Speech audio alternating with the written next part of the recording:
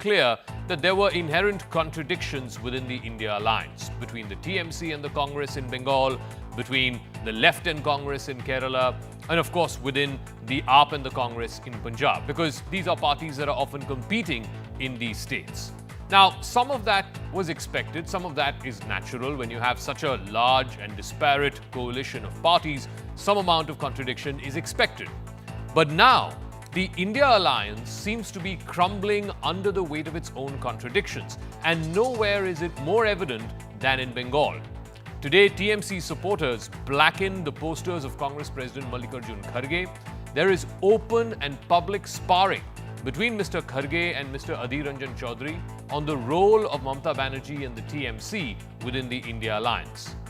Is the difference within the top echelons of the Congress party now out in the open, specifically on how and how much they need to be accommodating the TMC within the India alliance? And will the India alliance, with all its contradictions, be able to convince the voters of Bengal, the voters of India, that they will function as a well-oiled machine that is worthy of the votes of the people of Bengal and the people of India?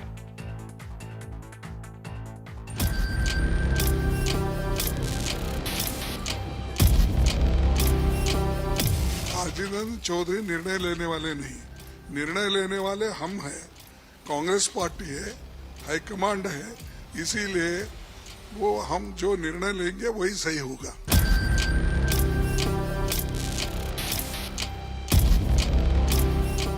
ঠিকই আছে, আমার বিরোধিতা নৈতিক বিরোধিতা। কংগ্রেসকে কেউ খতম করবে, আমি তাকে খাতির করব, তা তো হতে পারে না। আমার বিরোধিতার মধ্যে কোনো ব্যক্তিগত বিদ্বেষ নেই, আমার বিরোধিতা নৈতিক বিরোধিতা, আমার বিরোধিতা পশ্চিমবঙ্গে আমার পার্টিকে রক্ষা করার। ये कैसा गठबंधन है? मतलब जो लोग एक नहीं हो पा रहे सीट बांटने में, क्या वो लोग एक हो पाएंगे नेतृत्व देने में, नीतियां देने में? और इस गठबंधन का पूरा चरित्र ही ऐसा है।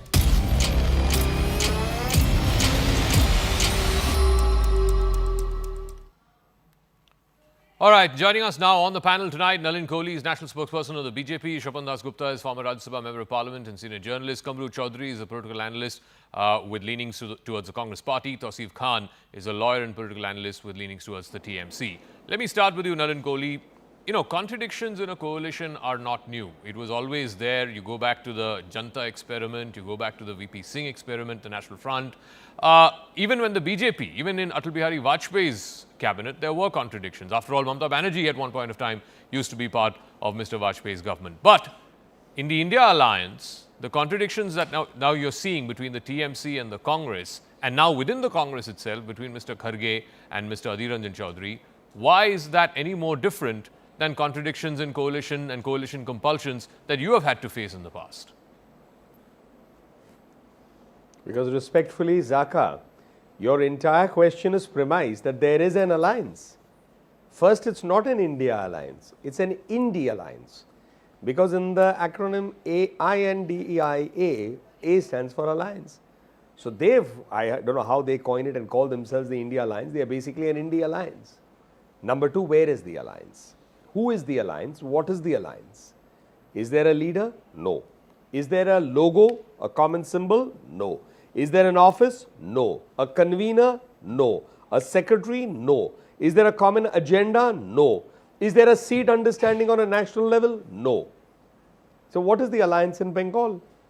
The Trinamool Congress said initially that, the Congress will be less than 40 seats nationally and we'll give them 2 seats. Then they've not even given 1. Is that an alliance? They are contesting against each other. So therefore, there is no alliance. When there is no alliance, then you can now understand, you have to decipher the politics behind what's these statements. So that shows there are 2 camps within the Congress party. One that says even though Ms. Mamata Banerjee and the Trinamool has not entered into an alliance, has literally thrown us out of Bengal in that sense in terms of our aspirations of having X number of seats, and said, now fend for yourselves, we still want to have an alliance with her in case there is a requirement post-poll, or at least some kind of understanding like that. Okay. And the second camp within the Congress party is, we are the people who are fighting on the ground. We are the ones who are facing the brunt of it. Our identity is against Mr. Mamata Banerjee and the Trinamool Congress. She has put up a candidate and is fighting tooth and nail to see that the Congress does not win. We will not tolerate any kind of understanding. So this is not a contradiction only in a so-called non-existence alliance. This is a contradiction that goes within the Congress party. Okay. It shows it's not a unitary structure anymore. It shows that the regions are now speaking to the center and saying, sorry, it doesn't work for us. Kamru Chaudhary, the problem is the two people who are publicly sparring in the Congress party. One of them is the national president of the Congress party, Mr. Mallikarjun Kharge, who's openly contradicted Mr. Adhir Ranjan Chaudhary, who's the leader of the Congress party in the outgoing Lok Sabha. And he's openly said that it's not up to Mr. Adhir Ranjan Chaudhary to decide whether TMC will find a role in the India alliance or not. And Adhir Ranjan Chaudhary says, how can I be expected to back those parties that are hell-bent on finishing off Congress in Bengal? Surely, I mean, I'm willing to buy to some extent, yes, all coalitions have some inherent contradictions, but literally, you know, the top two, for what it's worth, in the Congress party are sparring and sparring publicly over the role of one political party. How do you go to the people of Bengal and say, please vote for us? Zaka, you must understand the ground realities that is here in Bengal right now. People in Bengal want the Trinamool Congress to be out of power in Bengal. The way they have destroyed the state over the last 10 years is one side of the story. The other side of the story is the Bharatiya Janata Party, whose governance we have seen in Uttar Pradesh, we have seen in Assam, how they have brought in hate as their endless philosophical weapon to rule the country and the state. So here neither the CPM, neither the TMC nor the BJP is finding traction out here in Bengal. Now coming to the main issue that Adhir Ranjan Chaudhary ji and Kharge ji had over the last 2 days, it has been sorted out within the party. There is no such difference between the state and the central leadership as of now. Both have clarified on their statements. The question remains, Zaka, you need to understand the formation of the India alliance as such. We needed to provide the voters of this country who are opposed to the Bharatiya Janata Party and its ideology a one-on-one fight on the maximum number of seats. And we have succeeded in providing one-on-one candidates in most of the seats. No, but however, in the Bengal, 42 seats in Bengal, in not one of those seats is there a one-on-one fight between BJP and India alliance. Zaka, in every single seat of Bengal, it's a three-cornered fight. You must understand in Bengal what happened. That's the question that everybody is asking Mamata Banerjee. You have named the alliance, India alliance. Who named it? Mamata Banerjee named it. But then what happened that you simply walked out of the alliance, did not provide any seat to the Congress alliance out here in the state? What was the reason that you, along with Hemanta Biswa Sharma and the ex-governor of West Bengal, Mr. Dhankar, had a secret meeting in Darjeeling governor's house? What transpired in that meeting? The people of this country is asking. Oh, Mr. Chaudhary, let's not get too far out. First of This all, is not that meeting was before the election of vice president. It was some months ago, if not over a year ago. That's number one. Number two, again, you tell me, why didn't that alliance happen in Bengal? Now, one cold political explanation for it, you may want to buy it or not buy it. Let me ask Sopan Das Gupta this. This is what the TMC folks are saying, that their explanation or their political logic for why Mamata Banerjee has decided to fight all 42 seats in Bengal and not give, let's say if there were to be an alliance, 5 or 10 seats to Congress and left and others, because she feels that by contesting in all 42 seats, the TMC maximizes its chances of getting maximum number of MPs in Bengal. After all, TMC is relevant only in that one state, right? It's not like TMC is going to get MPs in Maharashtra or in Andhra Pradesh. So if the TMC has to have a significant presence in the next Lok Sabha, a bulk of its MPs have to come from Bengal. And for that, there are better chances that the TMC fights 42 seats as opposed to 25 or 30 seats. Yeah, undeniably so, Zaka. That's no doubt that was the TMC's logic, and there is a certain merit in that logic. After all, the TMC has spent, having been an offshoot of the Congress, has spent the last 20-25 years in trying to destroy the Congress. And moreover, it's a fact that the Congress is not the number 3 party in West Bengal. The Congress is the number 4 party in West Bengal. Because the number 3 party is actually the communists, the CPM. Yeah. Now they have the lion's share of what constitutes the third angle of the triangle. So Mamata Banerjee was certainly not very willing to concede even a single one. So you see the entire basis on which the India alliance has been crafted at the center does not have any application in West Bengal. And it seems to be that there is a bit of a charade going on. That Mamata Banerjee also pointed out that she was not going to join that alliance. She's going to give it, support it from the outside. That was only a couple of days ago. Maybe she's modified that statement in Yeah, some she way. did, or yeah. another.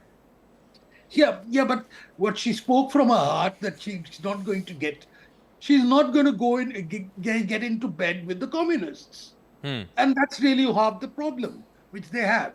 And the reason why she was keen on getting the Congress rather than the CPM on board was because she believed that the Congress has a certain hold over Muslim voters in West Bengal, and a section of the Muslim voters may be having second thoughts about supporting the Trinamool Congress. So she wanted a united front of that. Now that's not happened, but she's obviously feels that she's confident enough because she believes also that it's one of her main objectives is to destroy Adit Chaudhary once and for all, so that this nuisance in the Congress is ended. So these are very many local complications. Mamata Banerjee is essentially a very provincial politician. Yeah. She cannot look really beyond the boundaries of West Bengal. And whatever she's done in this case has been adjustments, keeping in mind West Bengal realities from her perspective. There's nothing more to be said than that.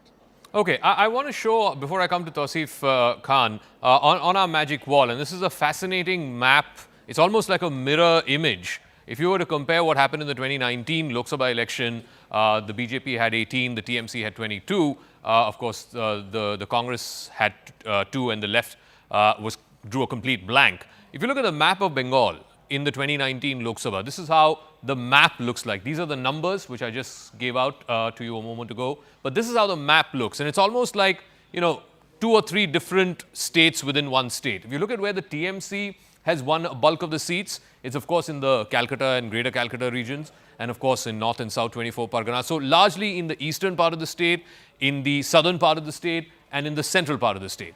You look at where the BJP has won a bulk of its seats, a good number of the seats have come from the western belt. This is Bankura, Purulia, Jungle Mahal, Burdwan, the western part of the state of Bengal. And of course, there's a bunch of seats in the north as well, which traditionally the BJP has tried to do well in those seats. Of course, in 2019, it converted vote share into seats in that belt. So Cooch Behar, Alipurduar, Jalpaiguri, the northern belt. So the BJP essentially got a bulk of its seats from the western part of the state and the northern part of the state.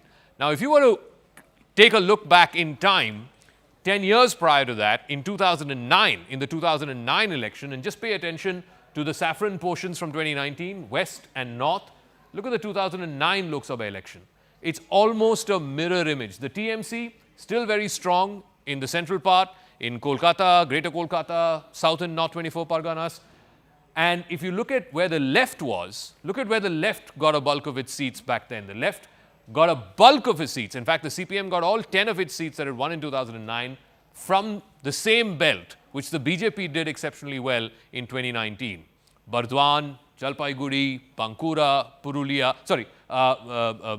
from Bankura, Purulia, Jungle Mahal, this entire tribal belt, the western part of the state, and of course, a few seats in the north. So it's almost like a mirror image, what happened in 2009 to what has happened in 2019. So it's almost like there is evidence to show that a large part of the left vote, maybe not the left cadre, to some extent the left cadre as well from 2009, but the left vote certainly moved away in those 10 years from the left to the BJP. If you were to look at the map is an exact replica.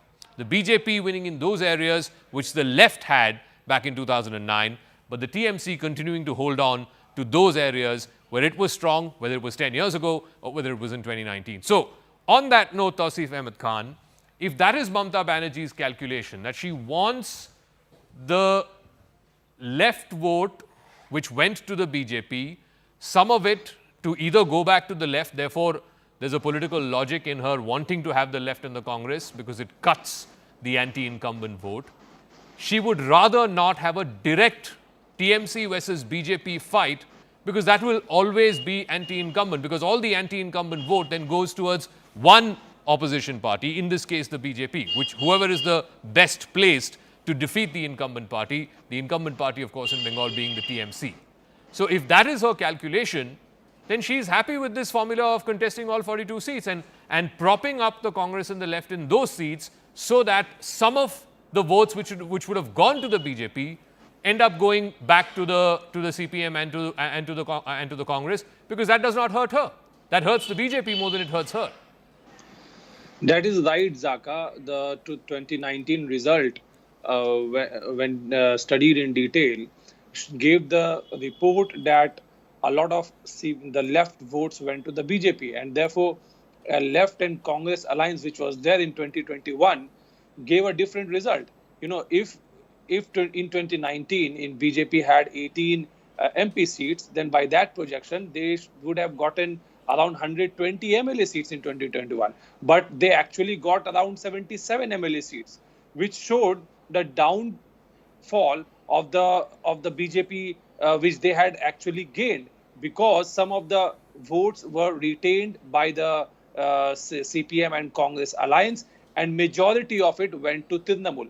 Even in the recent Panchayat election, the Trinamool vote share increased close to 50%. It was 49% or so. You know, when the India Alliance was formed, the main target, the fundamental of the India Alliance was that all the regional parties will focus locally, will put up a strong fight in their own state, wherever they are. It was not a national approach. It was an approach that Shiv Sena will focus in Maharashtra, Trinamool will focus in Bengal, and so on and so forth. Therefore, there's one significant difference in that. In Maharashtra, for whatever it's worth, the Sena UBT, the Congress, and the Sharad Pawar faction of the NCP have formed an alliance. They are contesting these elections jointly. They've had a seat-sharing arrangement. Whereas in Bengal, there is no seat-sharing arrangement. And I go back to your initial point. The idea of the India Alliance was not that regional parties do where they are strong. No. The initial germ of the idea that led to the India Alliance was you are able to find as many as possible, I'm not saying everywhere, but as many as possible, one singular candidate to take on the BJP. And that's not happening in even one constituency in Bengal. Yeah, but that does not hurt Mamata Banerjee. You see, in Maharashtra, Uddhav Thackeray is not in majority and does not have a government. But in Bengal, Mamata Banerjee has a government and has a brute majority. In Bengal Assembly, where only 148 MLAs are required to form the government, she has 200, close to 210 or 215. So the situation in Bengal is that only Mamata Banerjee can give a fight to BJP. Now, in order to hold back those anti-incumbency votes to go to BJP, this option of Congress and left should be there, and which is rightly, the scheme in Bengal. Let Nalin Kohli respond to that. I mean, this is again something that some of the journalists, reporters who've gone there are picking up, that unlike in 2021, when the entire left vote and the Congress vote collapsed, it got 0 MLAs. This time, some of the left vote may be coming back. And if that is the case, like I said, this is anecdotal. There is no data to show that. This data will be available on the 4th of June when we have the results. But if that indeed does happen, even to some degree, even if it is a 2% swing or a 3% swing, that will hurt the BJP more than it will hurt the TMC. Because I refuse to believe that, vote transfer happens between left and TMC. There are far greater chances, and I've shown the magic wall just a moment ago about how there was vote shift that happened from erstwhile left to the BJP. So she's happy in a way that left and Congress are there. They're propped up. They may get 0 seats. They may get single-digit vote share. But whatever they get, they are taking from your kitty, Nalin Kohli, from the BJP's kitty. That's a massive hypothesis based on a number of ifs and buts. I don't agree with it, in fairness. I mean, those who would like to see the BJP not do well, it's a democracy after all, and in a democracy, there is another side that would like to say that no, no, no, the BJP should not do as well. They are bound to build a narrative and then have a self-serving narrative that is built on, looking at these kind of ifs and buts, that if this vote doesn't go there, then the BJP may come down to this. We'll leave it to the voters' discretion. We'll know on the 4th, but there's no reason or any logic to support this hypothesis. No, Why? I just showed the logic on the The magic left wall. It is was an elaborate consistently. logic, but I'm coming. anyway, I'm go coming. ahead, I'm yeah. building my case. I'm building my case. I'm building my case. The left is a consistently shrinking entity in terms of the political space that it occupies. It has not been able to show any kind of width or being able to expand from its shrunk position, say in Kerala or in what you call Tripura, where they are really on the margins now, and Bengal. So therefore, this next issue is, what is their ideology? That ideology itself has shrunk to a very, very small sort of area within the globe. It was pretty much in the 50s, 60s, 70s, 80s, a dominant. You saw it in large, many countries, and it was a dominant ideology in terms of the political narrative, if not the main one. Where is it there globally? So you've seen a movement away from the left. You've seen, yes, social welfare, all that, but that's not necessarily communist or Marxist. Sure. So therefore, they have less political relevance even globally. So there's nothing to back up that the left suddenly is going to see a resurgence at the cost of the BJP. And with due respect, their left denies the existence of God in that sense. I mean, in a fairly religious country that we are, I mean, at a time like this, I'm just prone to find that it's amusing, to put it mildly, that the left is going to expand at the cost of the BJP. Okay. I mean, this argument, if perhaps the Congress party was trying to say they will expand at the cost of the BJP, I may believe that that's a political narrative that yes, as an opposition party, they are entitled to make. But certainly not someone on the left party side. Carefully. I never said resurgence.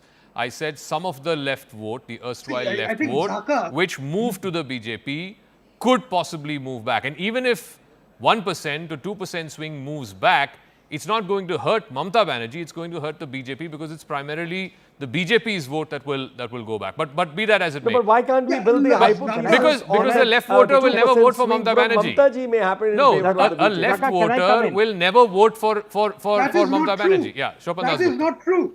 That is not true. If you recall that in 2021, it was the group of leftists who had no vote to the BJP campaign, which was basically trying to move away a section of the left vote to the Trinamool. But never mind that. What I'm talking about is that we are going purely by anecdotal evidence. The anecdotal evidence in West Bengal suggests that the CPM is putting up an imaginative campaign around in the 4 or 5 seats around Kolkata. Okay. Nothing more than that. They are not very much present in more rural areas. And there is a belief that they're young Turks, they're flaunting sort of Che Guevara, and many of them have been imported directly from JNU. And so it has a certain innate appeal to the media, and that's why there. So the CPM might have a nice imaginative campaign, but whether that Very will easy have to any discount. resonance among the people of the state, among the voters, is, to my mind, a very doubtful question. And Mamata Banerjee, one more thing which has to be quoted, I was pointing out that, you see, Mamata Banerjee is gradually proving to be a huge embarrassment to not only the Congress, but also to the entire ecosystem of the opposition. Her remarks today against the Ramakrishna Mission, the Bharat Sevachram Sangh, and the ISKCON, really is, the impact of that is not going to be confined merely to West Bengal. It's going to have a larger appeal, and people are sort of outraged. Yeah. These are very respectable Hindu organizations, and she goes and goes after them in a very, very partisan and silly way. And it's Mamata Banerjee is showing that when it comes to the crunch, she has really no control over her impulses, and can say anything and will prove to be a far greater embarrassment No. to this so-called Indie alliance So- than she even was to Atal Bihari Vajpayee. Tausif, I think that is a very, very fair point. I mean, the Ramakrishna mission has been intrinsically linked with not just Hindu culture across India, but intrinsically linked with Bengal. I mean, for a party which prides itself on being the pride of Bengal, to attack the head of the Ramakrishna mission, to attack ISKCON by saying they are, propaganda pieces for the BJP, you are pushing away. You are pushing away a big chunk of voters. Situation, there were reports that one Mr. Maharaj, I'm forgetting his name, had said that he will not allow Mr. Maharaj, he has a name. He has a such. Yes, I'm he's a very forgetting his venerated name. figure. Yes, Don't just call I'm him forgetting Mr. his Maharaj. name. Kartik Don't Maharaj. insult him Kartik like Maharaj. Yes, no. This is not an insult, Mr. Sapan Dasgupta. I think you did not Please hear me. call You him must in the clear. proper way. No, Do not please, call yes, people. please. No, please consult doctor and get a hearing aid, because I said that I'm forgetting his name. You probably missed that part, and you are interpreting this as a insult. Anyway, I did not intend to insult Mr. Kartik Maharaj. Allegation against him is that he said that he will not allow TMC poll agent in his constituency, and for this reason, Mamata Banerjee publicly said, taking his name, that this is happening, and she said, for some or few people from these organizations. She did not utter any blanket statement against all these organizations. These organizations are very well respected and very well connected with the government of Bengal, as well as with Mamata Banerjee personally. So there is that amount of confidence that she can make this statement. No, that you are free. I got to take a break. I'm getting the final word. Kamru Chaudhary, the states that are left, you have Punjab that's going to polls, Bengal, a few more seats are going to polls in the last two phases. 425 seats, I think, have already gone to polls. In the seats that are remaining, another 120 odd, if these contradictions are going to come out every single day, and like I said at the top of the show, it's not just between TMC and Congress. In this case, it's within Congress, within two very senior leaders of the Congress party.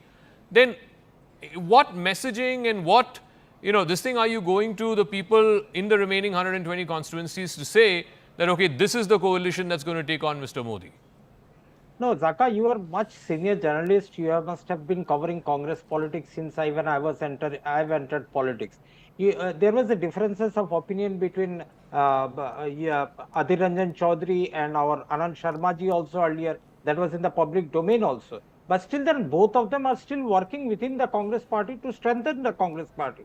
Here Kharge ji is our president, national president. Adhir Ranjan Chaudhary is fighting his own fight in West Bengal. No, what about the Congress TMC war of words that's been going on? It's been going on since the start of this campaign. No, it will go on. It will go on because as a Congress worker from the grassroots in West Bengal, we cannot accept Mamata Banerjee to be allying with us. That's the final word. So people should just accept that you guys are frenemies till June 4th, and if a situation arises post June 4th, then you will become friends. Right now, you're not. Zaka, you are mistaking everything out here. BJP aligned with the TMC, BJP aligned with the TDP also, BJP aligned with numerous parties which are enemies to the BJP right now.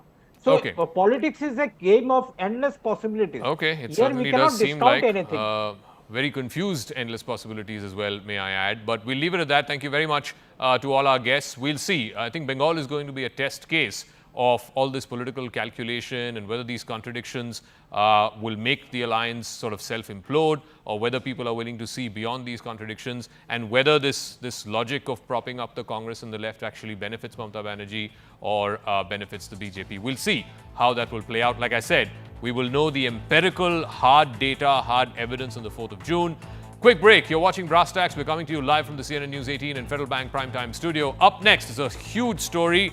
The confirmation of the death of the Iranian President Ebrahim Raisi in a helicopter crash on Sunday has sent tremors across the Middle East. It could potentially reshape what is already a tumultuous politics in that region and beyond.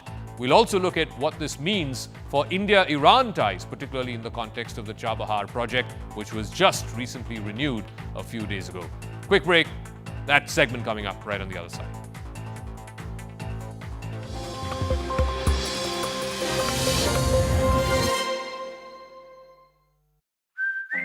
We know that it's a theocracy, and the supreme leader, Ayatollah Khamenei, has much of the hold, and he can at times oversee the constitutional mandates also. So what will be the decision of the regime? That we'll have to wait. But for now, the Iranians are mourning one of the most sad moment in their life, that the leadership, the senior-most leadership, who was also the front runner for the upcoming religious, leadership election, is dead with his senior colleagues.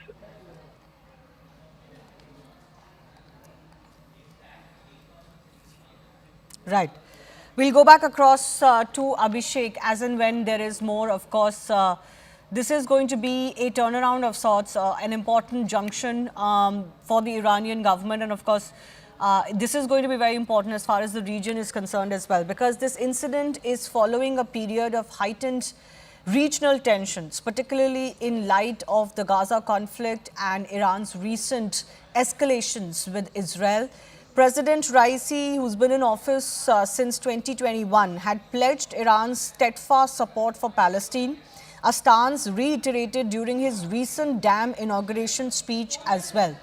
Here's my colleague and our managing editor, Zaka Jacob, bringing you more on the implications of this crash.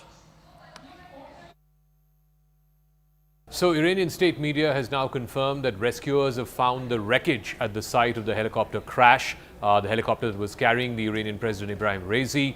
No survivors have been found, is what they're saying. Raisi, along with the Iranian Foreign Minister Abdullahian, was traveling for inaugurating a project very close to the border with Azerbaijan. And now, as of this morning, Iranian state TV is reporting that they've found the wreckage. It was a long search, a 15-hour search. There was inclement weather. It was snowing in that area. It's a mountainous terrain. And finally, this morning, as Iranians are waking up this morning, they are waking up to this terrible news that no survivors have been found at the wreckage site. It's been confirmed by the head of the Iranian Red Crescent Society. He has said to state television that finding the location of the helicopter and seeing the scene, there is no sign of any passengers being alive. So Iranian President Ebrahim Raisi, the Foreign Minister Abdullahian, as well as other senior government officials were traveling to this site very close to the border with Azerbaijan for the inauguration of a new dam project there. This, of course, happened very close on the slopes of a very steep mountain peak close to the city of Varzagam. This happened around 1 o'clock in the afternoon on Sunday. But today, Monday morning, Iranians are waking up to this terrible news that their president and the foreign minister of that country has died, has perished in this unfortunate helicopter crash. Now, it comes at a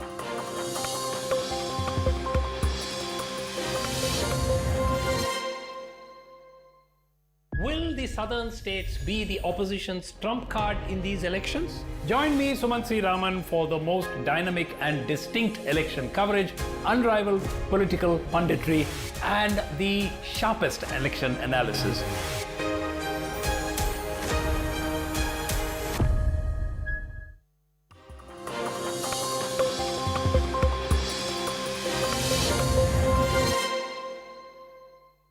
India's #1 time as far as Iran's internal politics is also concerned, and of course Iran's external politics with its neighbors, with the United States, etc. are concerned. Remember, the most immediate priority, of course, would be, as per the Iranian constitution, the new president has to be chosen in the next 50 days. There have to be elections.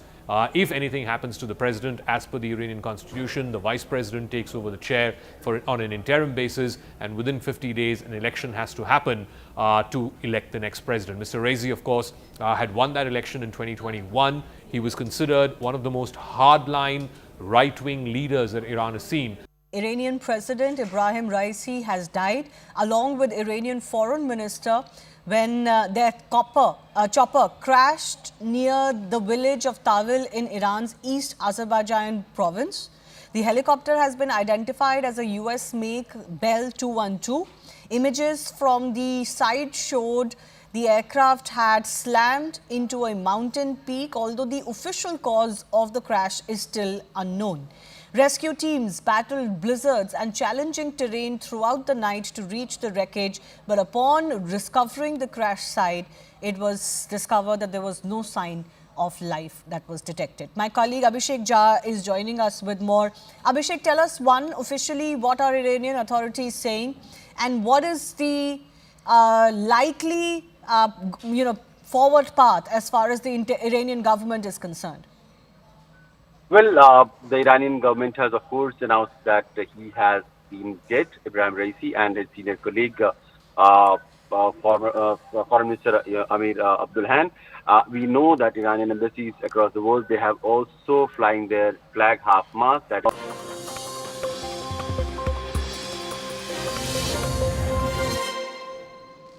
Welcome back. You're watching Brass Tacks. We're coming to you live from the CNN News 18 and Federal Bank Primetime Studio. Let's talk about the other big story that's happened today. Iran's President Ebrahim Raisi has died along with the Iranian Foreign Minister Abdullahian when his helicopter crashed very close to the village of Tawil in northwest Iran.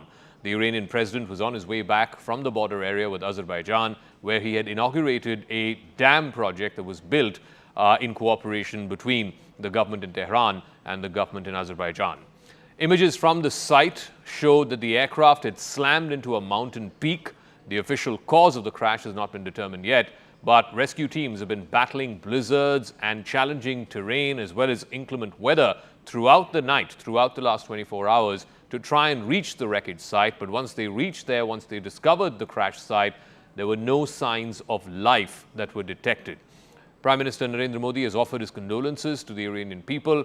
Ebrahim Raisi was seen as a potential successor to the supreme leader of Iran, Ayatollah Ali Khamenei. Iran's Vice President, Mohammad Mokhber, has now been chosen to serve as the country's interim president or acting president until elections are held in about 2 months' time.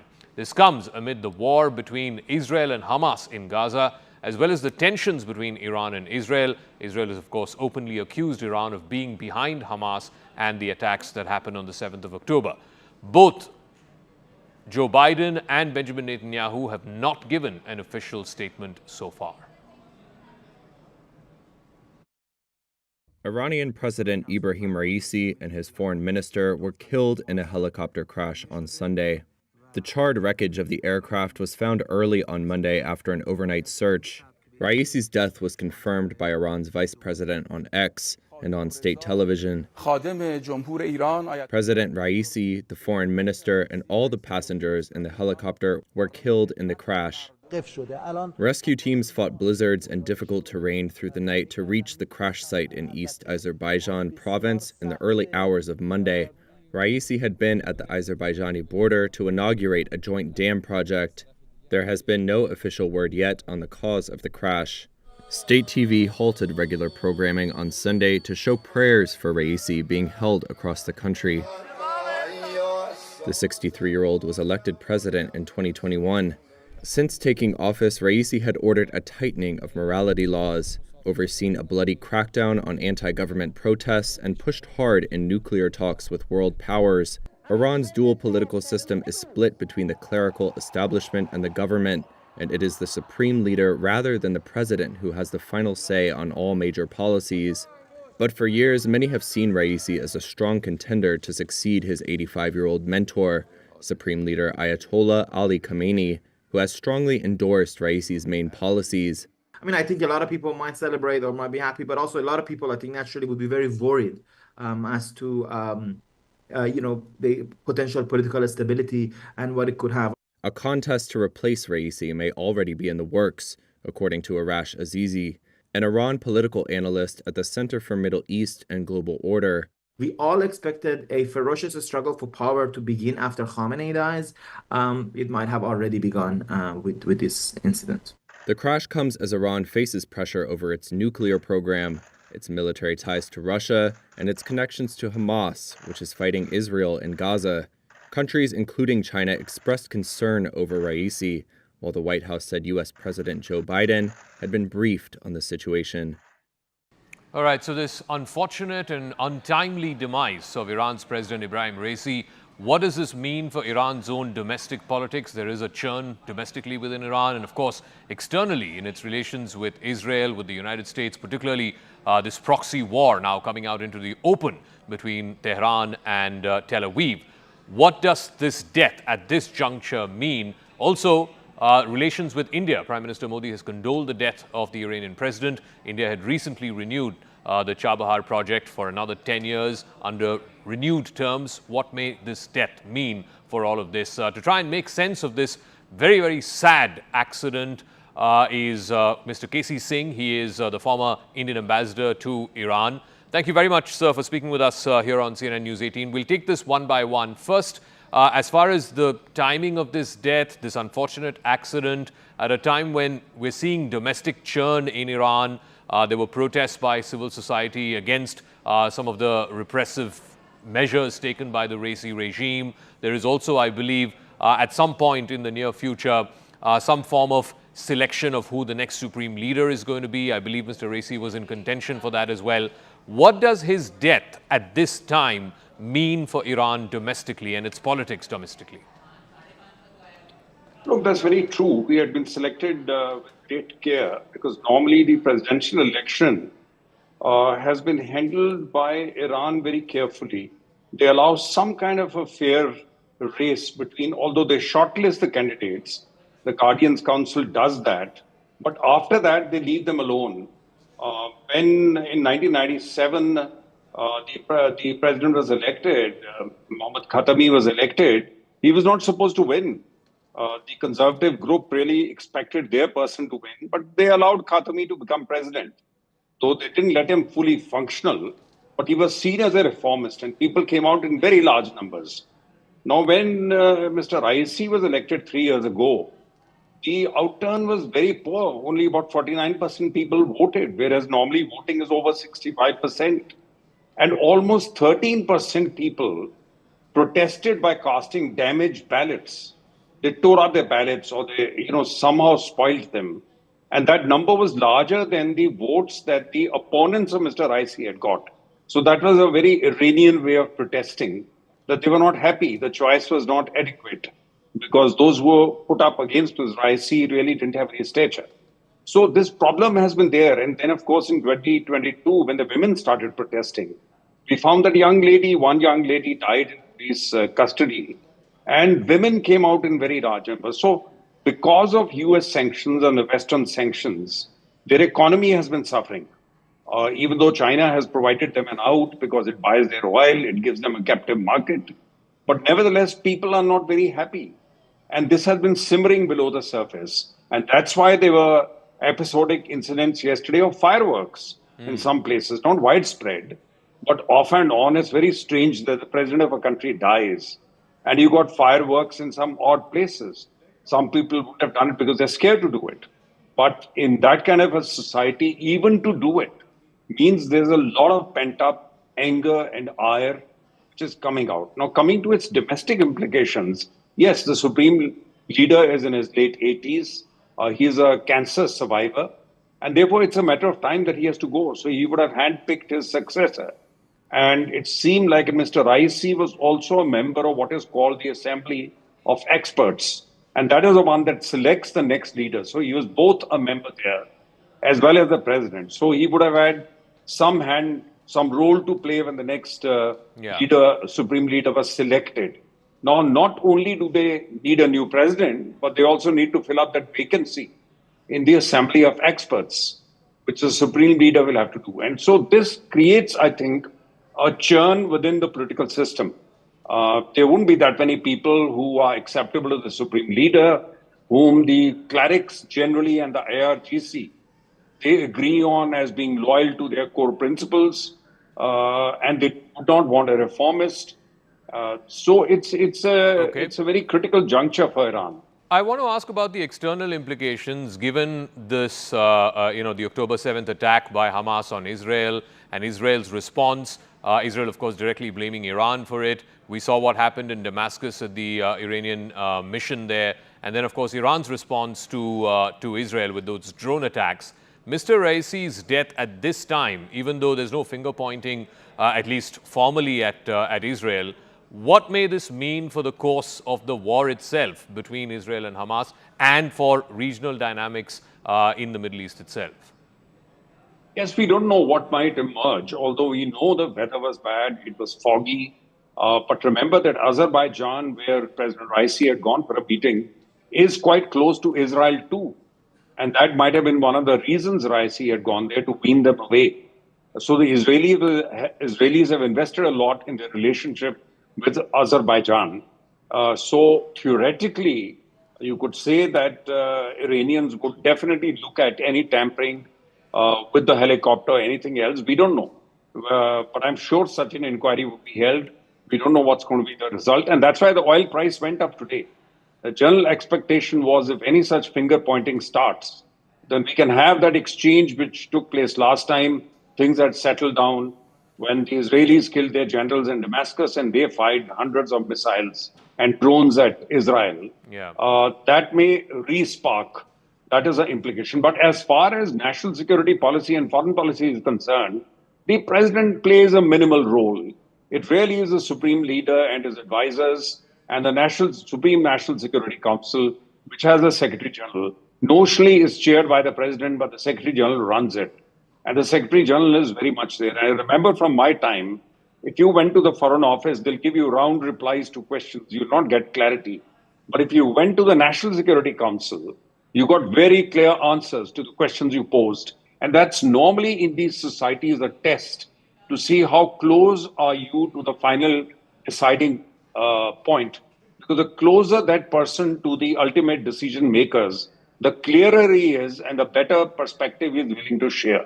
So to that extent, the president is, as far as national security, etc., is concerned, an important factor because he was close to the supreme leader. But otherwise, they are one part of many advisors, and that will go on as long as the supreme leader is there. IRGC commanders are there. Those decisions will continue to be taken. They will not be much impacted. I also want to ask you one final word on India and Iran and the role therein. The Prime Minister has condoled the death of the Iranian president. We've seen the Foreign Minister also put that out on Twitter. Just recently, India had renewed the Chabahar project under different terms for another 10 years. How may this death, if at all, have an impact on India-Iran ties?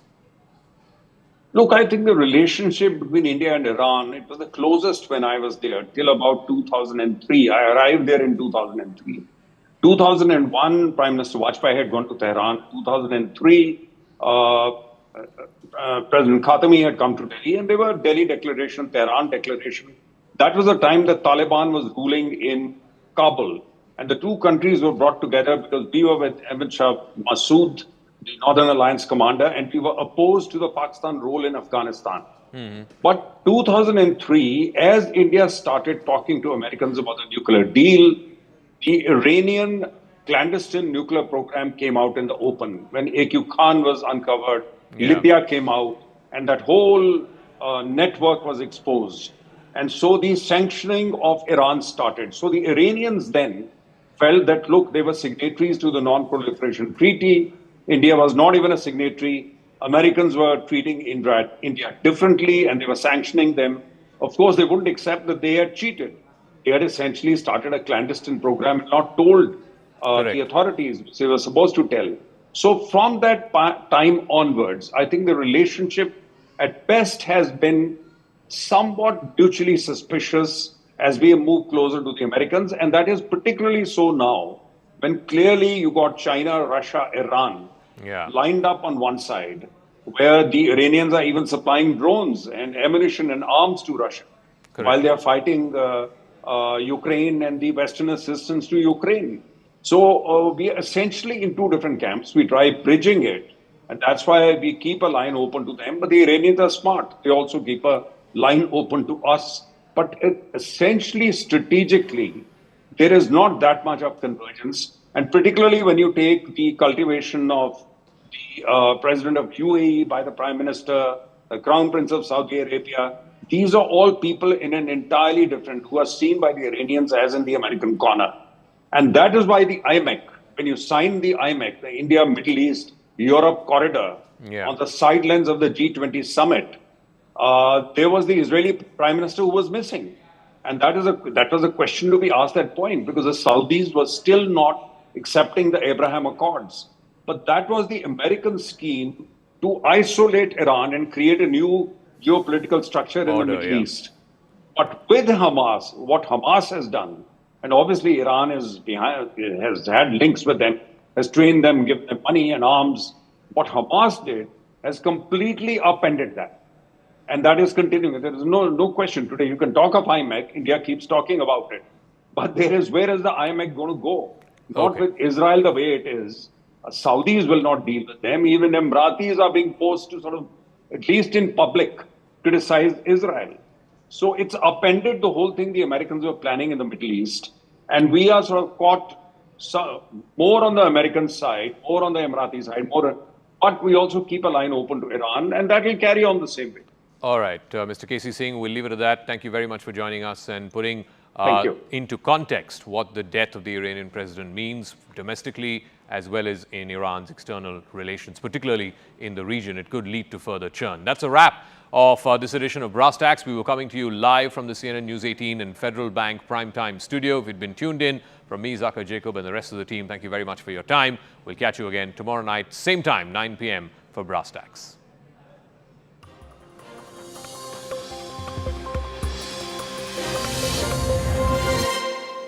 Of mourning for their respected leadership.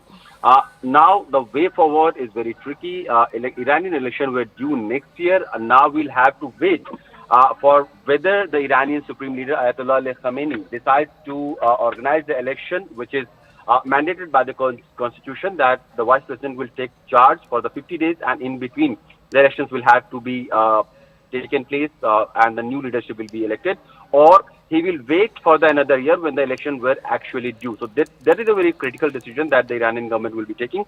We know that it's a theocracy, and the Supreme Leader Ayatollah Khamenei has much of the hold, and he can at times oversee the constitutional mandates also. So what will be the decision of the regime? That we'll have to wait. But for now, the Iranians are mourning one of the most sad moment in their life, that the leadership, the senior most leadership, who was also the front runner for the upcoming religious, leadership election, is dead with his senior colleagues.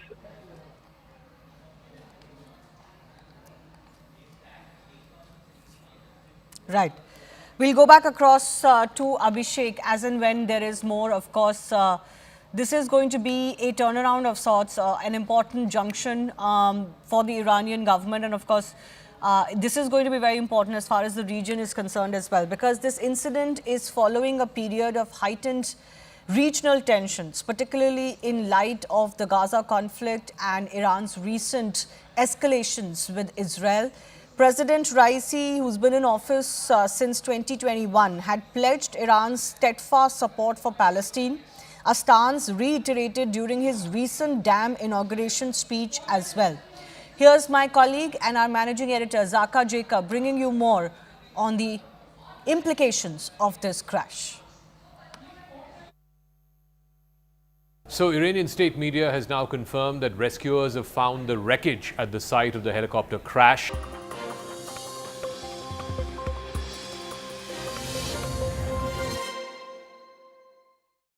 How will these elections impact Bharat's rise in the world? Join me, Nalin Mehta, for the most dynamic and distinctive coverage, unrivaled political punditry, and the sharpest election analysis. Elections equals CNN News 18.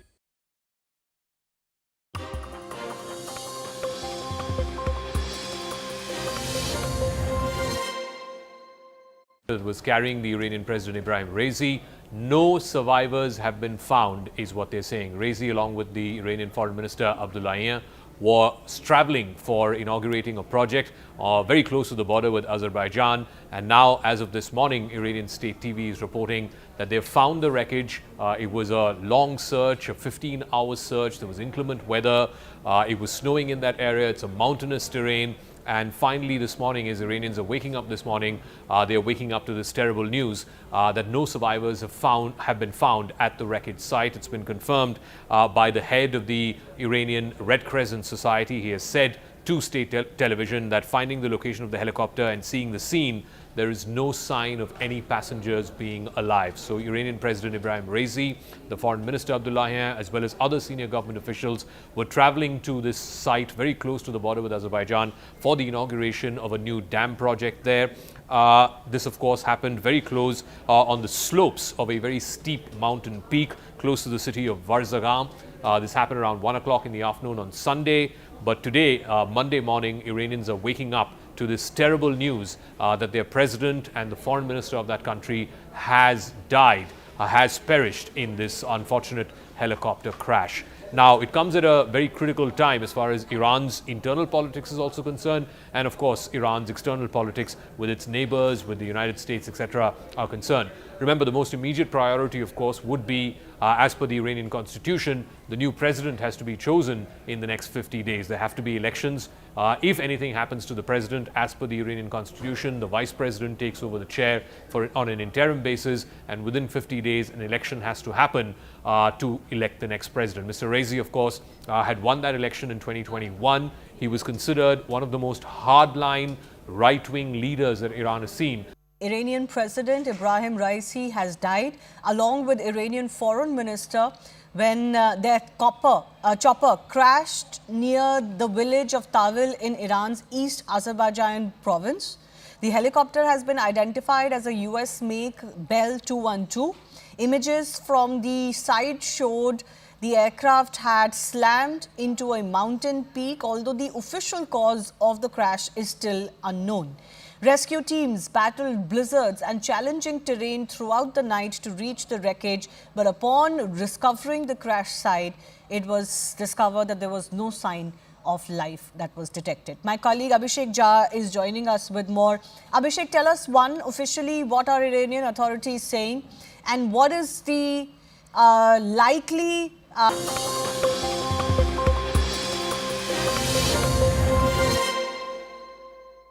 In a battle of alliances, will personal equations spoil chances? Join me, Smita Prakash, for the most dynamic and distinct coverage, unrivaled political punditry, and the sharpest election analysis. Elections is equal to CNN News 18.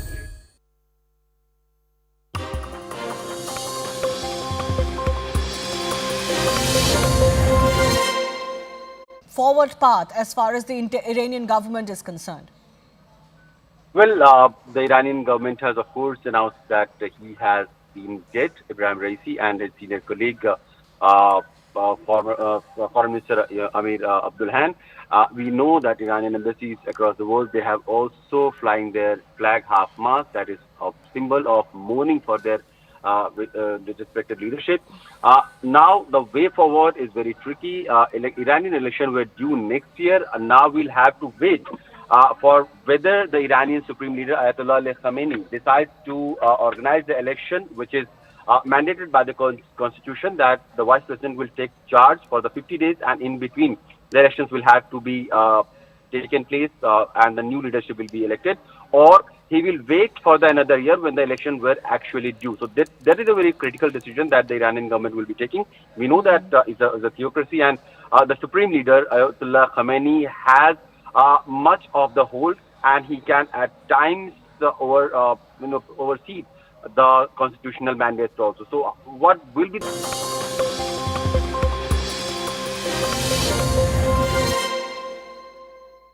Is the historic third-term dream achievable?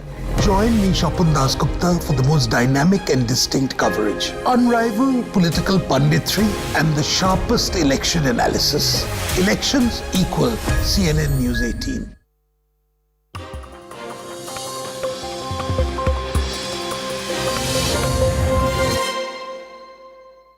That we'll have to wait, but for now, the Iranians are mourning one of the most sad moment in their life, that the leadership, the senior-most leadership, who was also the front-runner for the upcoming religious, leadership election, is dead with his senior colleagues.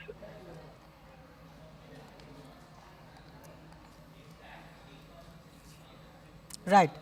We'll go back across to Abhishek as and when there is more. Of course, this is going to be a turnaround of sorts, an important junction for the Iranian government. And of course, this is going to be very important as far as the region is concerned as well, because this incident is following a period of heightened regional tensions, particularly in light of the Gaza conflict and Iran's recent escalations with Israel. President Raisi, who's been in office since 2021, had pledged Iran's steadfast support for Palestine, a stance reiterated during his recent dam inauguration speech as well. Here's my colleague and our managing editor, Zaka Jacob, bringing you more on the implications of this crash. So, Iranian state media has now confirmed that rescuers have found the wreckage at the site of the helicopter crash. The helicopter was carrying the Iranian President Ebrahim Raisi. No survivors have been found, is what they're saying. Raisi, along with the Iranian Foreign Minister Abdullahian, was traveling for inaugurating a project very close to the border with Azerbaijan. And now, as of this morning, Iranian state TV is reporting that they've found the wreckage. It was a long search, a 15-hour search. There was inclement weather. It was snowing in that area. It's a mountainous terrain. And finally, this morning, as Iranians are waking up this morning, they are waking up to this terrible news that no survivors have been found at the wreckage site. It's been confirmed by the head of the Iranian Red Crescent Society. He has said to state television that finding the location of the helicopter and seeing the scene, there is no sign of any passengers being alive. So Iranian President Ebrahim Raisi, the Foreign Minister Abdullahian, as well as other senior government officials were traveling to this site very close to the border with Azerbaijan.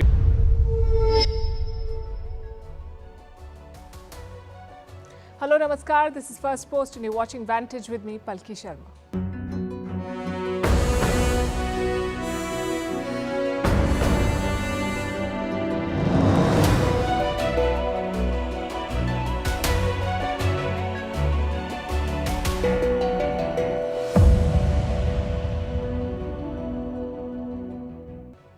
Iran has lost its president and foreign minister in a helicopter crash. No foul play is being suspected as of now. It was an old chopper that crashed in bad weather. The investigation is on, as is speculation on who will take over, both as Iran's next president and supreme leader, because President Raisi was said to be on course to take the top job in Iran.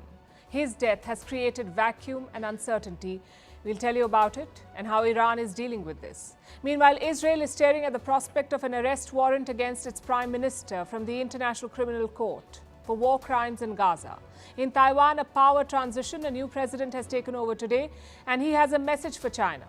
In the UK, the Indian origin prime minister is richer than the British king. This is according to a new wealth report.